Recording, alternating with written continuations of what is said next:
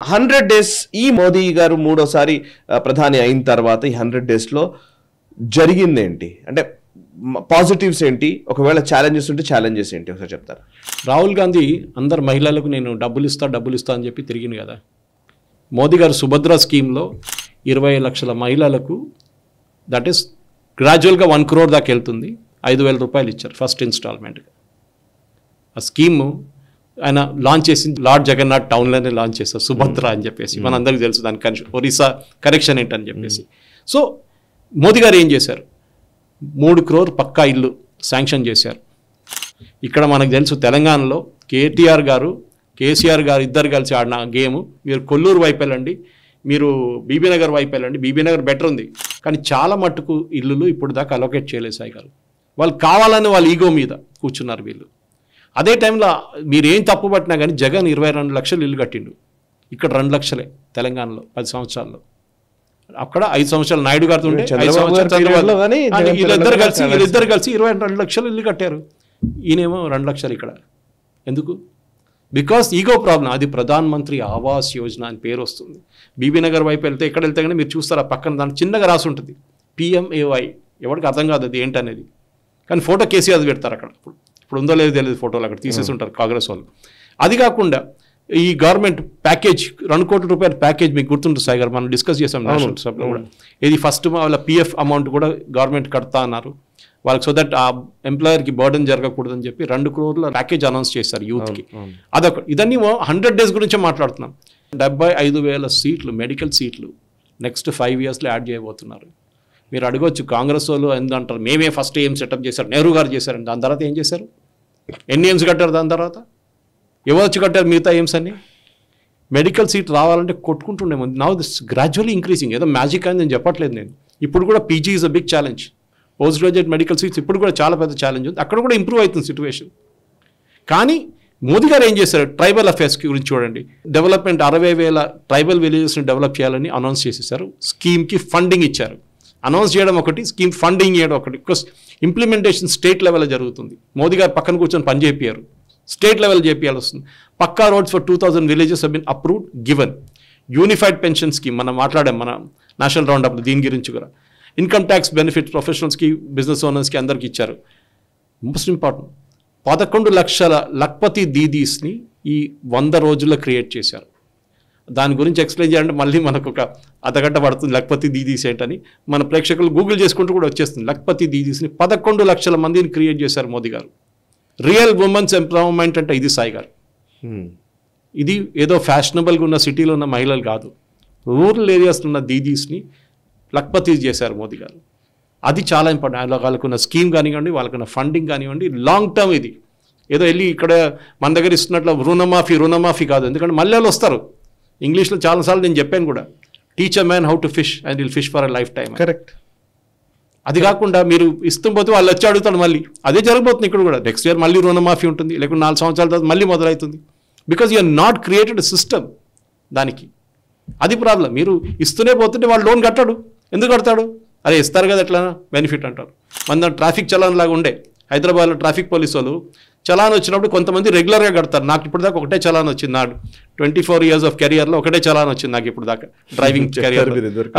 చెప్పాను నీ దొరికి. అది అప్పుడు ఇమ్మీడియట్గా కట్టేస్తాను. కానీ ఏంటి దాని తర్వాత చూస్తే డిస్కౌంట్ అంట, 50% డిస్కౌంట్. ఎవరో కట్టలేదు అందరికి 50% డిస్కౌంట్. అంటే you're punishing the guy who's doing legal things. ఇది. సో లక్పతి దీదీ గురించి, paddy oil seed onion farmers గురించి ఇంపోర్ట్ డ్యూటీ ఆయిల్ సీడ్ మీద పెరిగింది. ఇప్పుడు డొమెస్టిక్ కన్జంప్షన్ ఎక్కువ చేయడానికి అనమాట. Export duty on basmati has been lowered, తగ్గించారు, so that you can do exports outside. MSP of Kharif crops దానికోసం 2 లక్షల కోట్లు మోదీ గారు అలొకేట్ చేశారు. ఏదో మాట్లాడడం కాదు. అగైన్ ఖరీఫ్ క్రాప్స్కి MSP ఇవ్వాలని చెప్పి. ఖరీఫ్ క్రాప్స్ అంటే ఒక రైస్ ఒకటే కాదు, మిగతా క్రాప్స్ కూడా బెనిఫిట్ ఉంటుంది. అది కాకుండా ఇప్పుడు నిన్ననే జరిగిన ఒకటి, as we are recording this, it is Wednesday, మనం థర్స్డే రికార్డ్ చేస్తున్నాము. Approved the continuation of PM Aasha umbrella scheme for minimum support price for farmers. చూడండి అనౌన్స్ చేసేసారు. మన ఫర్టిలైజర్ బిగ్ కాంపోనెంట్ సాయి గారు 60,000 కోట్లు సబ్సిడీ దానికి సంవత్సరంకి ఇస్తారు. అది కూడా బికాజ్ చాలా ఇన్పుట్ కాస్ట్, పంట చేతికి రావాలి కదా, రాకముందే మనకి ఇన్పుట్ కాస్ట్ ఉంటుంది. దానికోసం వీళ్ళు ఫార్మర్స్ ఏం చేస్తారు, వెళ్ళి ప్రైవేట్ మనీ లెండర్స్ దగ్గర డబ్బులు తీసుకుంటారు. ఒకటి విత్తనాలు కొనడానికి, ఒకటి ఫర్టిలైజర్ తీసుకోవడానికి. Now government is giving option in both central government, అక్కడ కూడా సబ్సిడీ ఇస్తున్నారు. ఇదన్నీ చూసుకుంటూ పోతే చాలా ఉన్నాయి. కానీ కాంగ్రెస్ వాళ్ళు ఏం చెప్పారు, మోదీ గారు చీఫ్ జస్టిస్ ఇంటికి వెళ్ళి పూజ చేశారు, గణపతి పూజ చేశారు. మోదీ గారి పూజారియానా మోదీ గారు వెళ్ళి పూజ చేయడానికి అని. అక్కడ కెమెరాలు ఎందుకు వచ్చినాయి? అరే చీఫ్ జస్టిస్ ప్రాబ్లం లేకపోతే మోదీ గారు కరెక్ట్ చెప్పారు. లోక్మాన్య తిలక్ గారు గణేష్ పూజలు ఎందుకు ప్రారంభించారు? అప్పుడు బ్రిటిష్ వాళ్ళని తెలివి కొట్టడానికి చేశారు బయట నుంచి. ఇక్కడ నుంచి వాళ్ళు బయట పంపించాలని చెప్పేసి ఒక యూనిటీ తీసుకున్నారు. Because British were trying to divide us. నువ్వు హిందూ, నువ్వు ముస్లిం, నువ్వు ఓబీసీ, నువ్వు ఎస్సీ ఎస్టీ అని చెప్పి డివైడ్ చేశారు హిందువుల్ని. సో లోక్మాన్య తిలక్ ఏం చేస్తారు, మహారాష్ట్రలో ఈ బాట్ ఎవ్రీబడి టుగెదర్ గణేష్. ఇప్పుడు కూడా అంతే. మీరు చూడండి గణేష్ వచ్చినప్పుడు అది సౌండ్ గీండ్ అన్ని పక్కన పెడదాం మనం, కానీ చందాలు పక్కన పెడదాం. కానీ అట్ ద సేమ్ టైం ఒక ఫ్యామిలీ గ్యాదరింగ్ లాగా ఉంటుంది. అపార్ట్మెంట్లో కూడా చూడండి, అందరు కలుస్తారు, సాయంత్రం పూట పూజలు చేస్తారు, ప్రసాదాలు తీసుకుంటారు, లాస్ట్లో ఊరేగింపు తీసుకెళ్ళి గణేష్ని మనం నిమజ్జనం చేస్తాం. మనం ఒక కమ్యూనిటీ ఫీలింగ్ ఉంటుంది. కానీ మోదీ గారు చీఫ్ జస్టిస్ ఇంటికి వెళ్ళారు.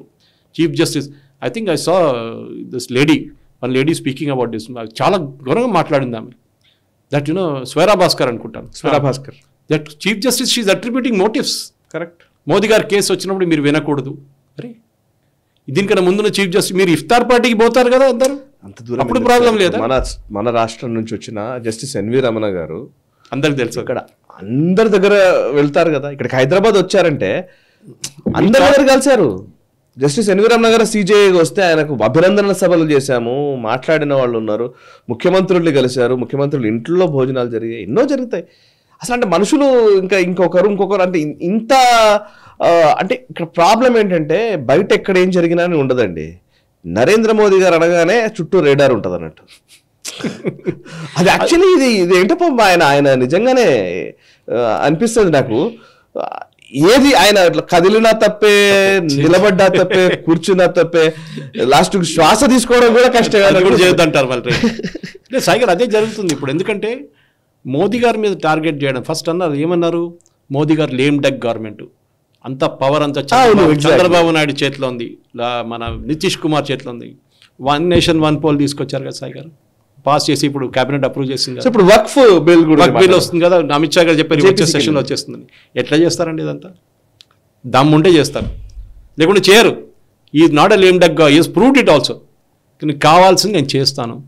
If Chandrababu Naidu wants to withdraw support, let him withdraw support. ఆయన తెలుసు దాని కాన్సిక్వెన్సెస్ ఏముంటుందని. చంద్రబాబు నాయుడు, పవన్ కళ్యాణ్ పక్కనే ఉన్నాడు, చూసుకుంటాడు ఏం చేయాలనేది. నితీష్ కుమార్ కూడా తెలుసు, ఆయన ముందు ఎంపీలు తీసుకెళ్ళిపోతే కూడా ఏం కాదు గవర్నమెంట్కి ఇక్కడ. ఇది సాయి గారు ప్రాబ్లం ఏంటంటే మీరు చెప్పినట్ల ఒక ఇండివిజువల్ని టార్గెట్ చేయడం ఇక్కడ. ఇది ఇప్పుడు కాదు, మీరు చూసుంటారు 2002 నుంచి నడుస్తుంది. ఎప్పుడో గుజరాత్లో ప్రాబ్లం స్టార్ట్ అయిందో, రైట్ స్టార్ట్ అయిందో, ఆ రోజు నుంచి మోదీ గారిని టార్గెట్ చేయడం చాలా చాలా విపరీతమైన ప్లాన్ అన్నమాట. అది కావాలని చెప్పి చేస్తారు. అన్ని దాంట్లో ఒక్కొక్క దాంట్లో తీసుకొచ్చి పుల్లలు పెడతారు కావాలని చెప్పి. సో డెఫినెట్గా I think what Modi has done is extremely good. 370 మనం తీసేస్తాం, 370 మేము రివోక్ చేస్తామని చెప్పి ఒమర్ అబ్దుల్లా చెప్పాడు. సో నిన్న నేను అడిగిన ఒకటే ప్రశ్న, నిన్న ఒక డిబేట్లో అడిగాను, కాంగ్రెస్ మేనిఫెస్టోలో ఎందుకు లేదండి అది? మీరిద్దరు పోటీ చేస్తున్నారు, you're partnering as an alliance and contesting. Mehbooba Mufti పార్టీని పక్కన పెడదాం, వాళ్ళ అలయన్స్ ఎవరితో లేదు వాళ్ళకి. మీరిద్దరు పోటీ చేస్తున్నారు. వాళ్ళ నేషనల్ కాన్ఫరెన్స్ మేనిఫెస్టోలో మేము 370 రివోక్ చేస్తాం మా పవర్కి వస్తే అంటున్నారు. మళ్ళీ ఆడు క్లారిఫై చేసే ఇక్కడ కాదు, సెంట్రల్ గవర్నమెంట్లో పవర్ రావాలంట. అది ఎప్పుడు జరగదులే. So Pakistan's foreign minister, finance minister today నేను చూసాను, defence minister, I don't get the name exactly, ఆయన సపోర్ట్ చేస్తున్నాడు. చూడండి, రాహుల్ గాంధీ కాంగ్రెస్ మాట్లాడుతున్న దాన్ని సపోర్ట్ చేస్తూ మాట్లాడుతున్నారు ఆయన. మనం చూసాం యూఎస్ వెళ్ళి ఏం చేస్తాడు చూసాం మనం. యూఎస్ వెళ్ళి ఖాళిస్తాన్ గురించి మాట్లాడుతూ వాళ్ళు ఖాళిస్తాన్ సపోర్ట్ చేస్తున్నారు. అసలు ఈయన అపోజిషన్ లీడరా లేకుంటే ఆ కంట్రీ ప్రైమ్ మినిస్టరా నాకు అర్థం కావట్లేదు ఇప్పుడు. అది ప్రాబ్లం. పాకిస్తాన్ ప్రైమ్ మినిస్టర్గా మాట్లాడుతున్నాడా, పంజాబ్ ఖాళిస్తాన్ ప్రైమ్ మినిస్టర్గా మాట్లాడుతున్నాడా, అసలు ఏం మాట్లాడుతున్నాడో ఆయనకే తెలియదు. ఉన్నది క్లియర్గా క్లారిటీగా చెప్పడు, చెప్పిన దానికి క్లారిటీ ఉండదు. ఇది రాహుల్ గాంధీ ప్రాబ్లం. కానీ I think what Modi has done, మీరు అడిగిన దానికి ప్రశ్న in short, I think he's walking his talk అంటారు ఇంగ్లీష్లో. ఈజ్ డూయింగ్, అని చెప్పిన మాట చేస్తున్నాడు. ఈ వీడియో మీకు నచ్చినట్టయితే లైక్ చేయండి, 10 మందికి షేర్ చేయండి. అలాగే కామెంట్ల రూపంలో మీ అభిప్రాయాలను మాతో పంచుకోండి. Nationalist hub group of channels ను సబ్స్క్రైబ్ చేసుకుని తెలుగునాట జాతీయవాద జర్నలిజాన్ని ప్రోత్సహించండి. ఈ వీడియో కింద ఉన్న బెల్ ఐకాన్ పై క్లిక్ చేయడం మర్చిపోవద్దు.